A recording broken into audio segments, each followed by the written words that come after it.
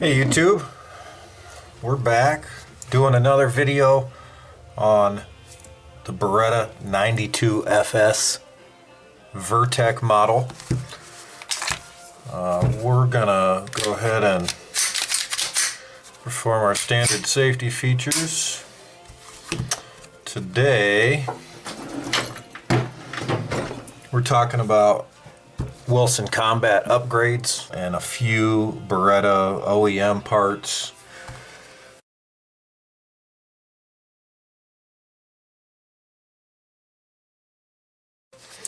Got a Beretta adjustable trigger. We got the Wilson Combat shok-buff recoil buffer. We got the Wilson Combat oversized checkered steel magazine release. We got the Wilson Combat trigger return spring, chrome silicone, Beretta 90 series. We got the hammer spring, 16-pound chrome silicone.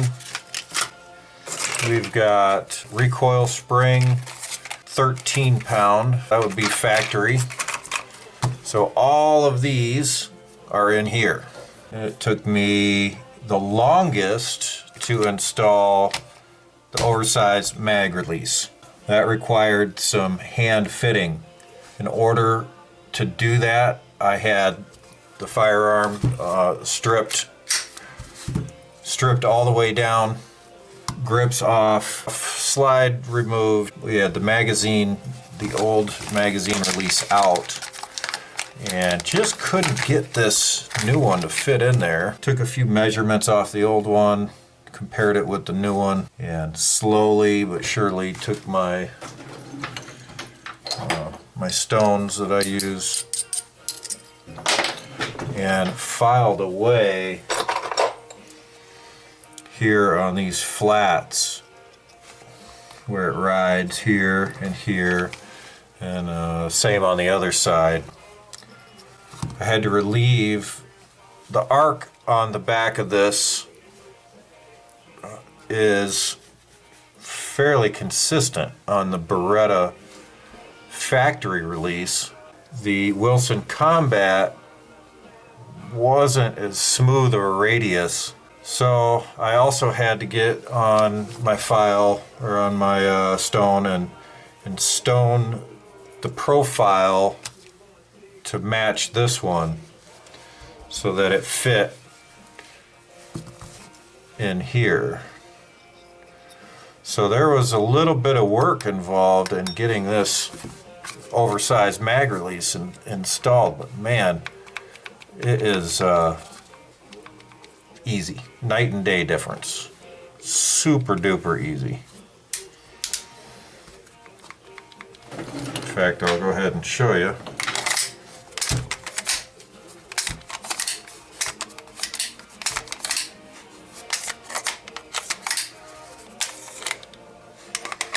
You can activate it with the side of your thumb.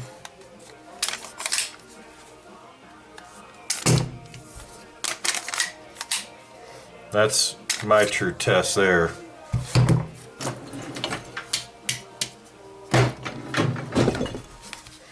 My gun is unloaded and safe. So that was the hardest part to install. The next hardest part to install was the trigger. I'll tell you why.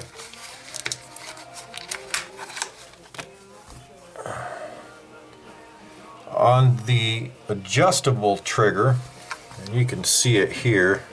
Let's see if we can get you. If you look right here, you'll see this protrusion is actually an Allen head screw. And there is another Allen head screw, and it rides through this leg, and it goes pretty much straight through like this, and it adjusts in and out here to here. So it rides in this channel, and the hole was drilled through into this channel, and there was a burr in it. The pin would not go in. I finally realized what the problem was. Got in there with a drill bit and just caught that burr and pulled it out, cleaned it up nice, fit the pin, made sure it was fitting tight. Then, so the hard part about this trigger is when you install it, you have to put all of the gun back together in order to test whether or not the travel is in the right area. For instance, after I first installed it and first set it up, I had the brake right for the brake perfect, so that it doesn't travel any further back after it breaks the sear. So it's just, that's it. It doesn't go any further than that because of the screw and the position that I left that in. But on the other side, on the return side, that screw was too far out, and so it wouldn't let the trigger return fully and therefore re-engage the hammer sear. So double action was gone. I had to take it back apart, adjust 2 or 3 more times until I got it just right, and once it was just right, I pulled it back apart and I set all of the screws with medium strength thread locker so that they're not going to move.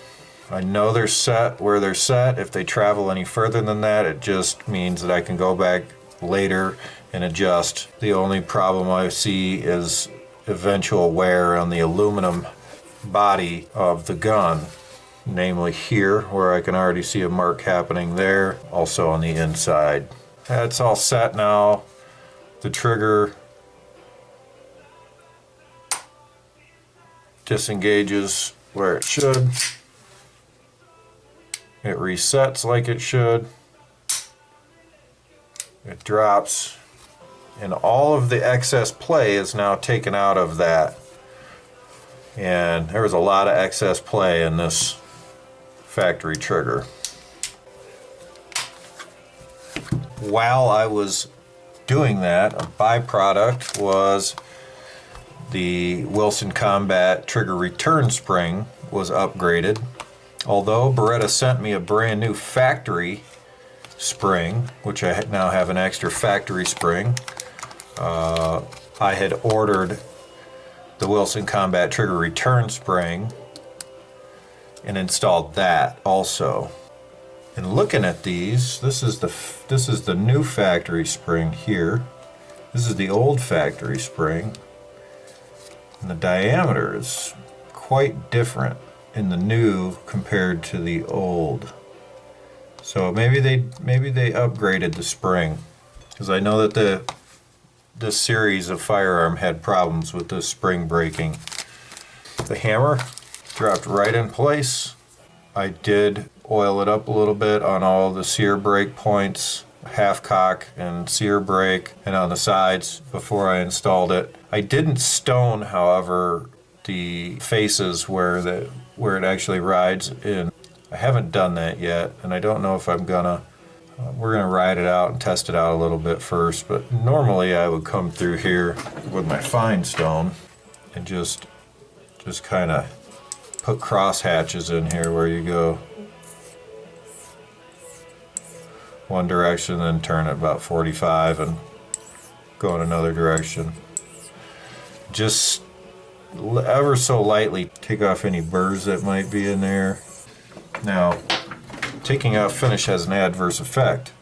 Some places, for instance the locking block, if you take off too much of the finish, you're reducing the effectiveness of the lockup and possibly causing extra wear on the locking block. Knowing where you should and shouldn't be stoning is something you need to know if you're going to be playing around with these guns. Don't ever take your stone to the sear or the half cock point. This could render your firearm a paperweight or dangerous, and you don't want to have an accidental discharge or carry around a weapon that's unsafe. So my suggestion is stay away from adjusting any of the sear points on your hammer or sear. So there we go. That was the hammer, skeletonized. Here's what the new one looks like.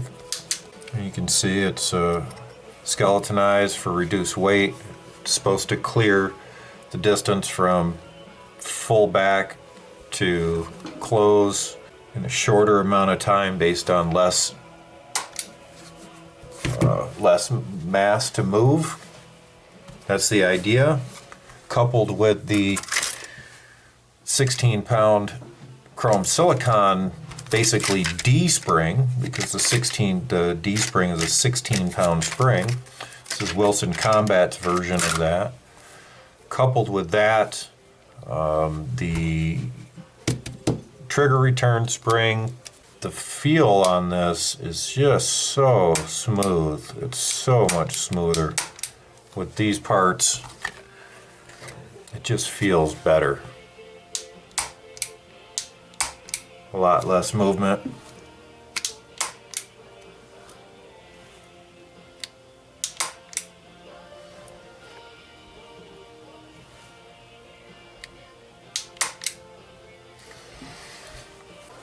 One other thing that you don't see up here, because I made it out in my garage,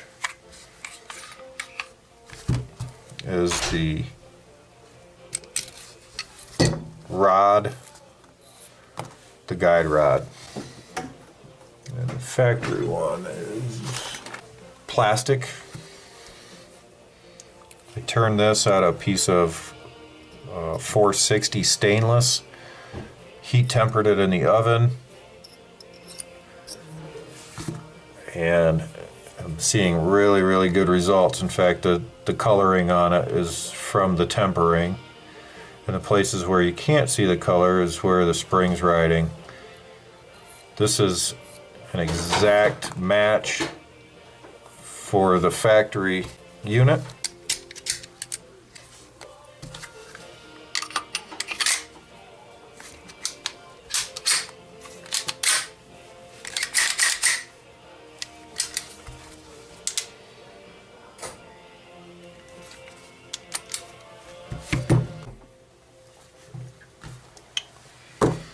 So that's that in a nutshell. I think while I had the slide off, you saw that the shok-buff recoil buffer was installed. This guy here, and he floats around in there. That's what it's supposed to do. It's supposed to float. This stops the impact between the slide and the rear portion of the frame. It takes up that distance. It's 1/10 of an inch thick.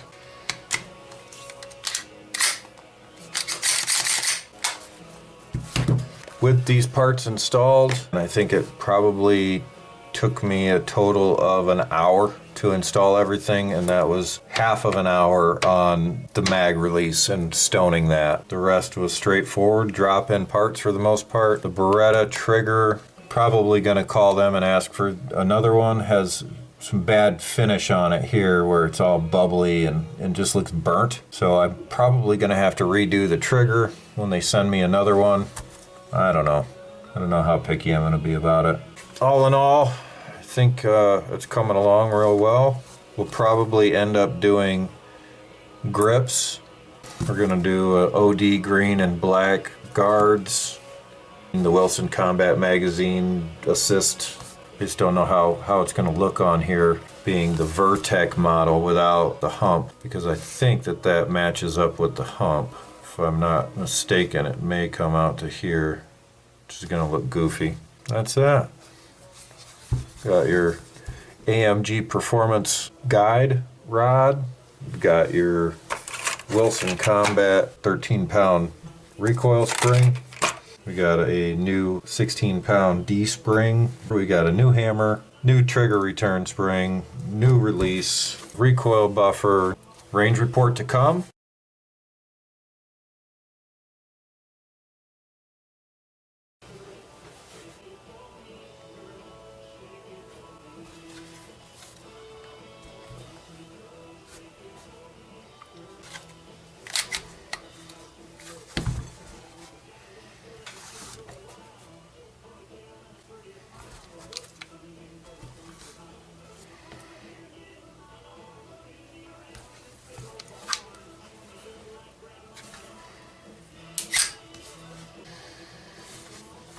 Thanks for watching.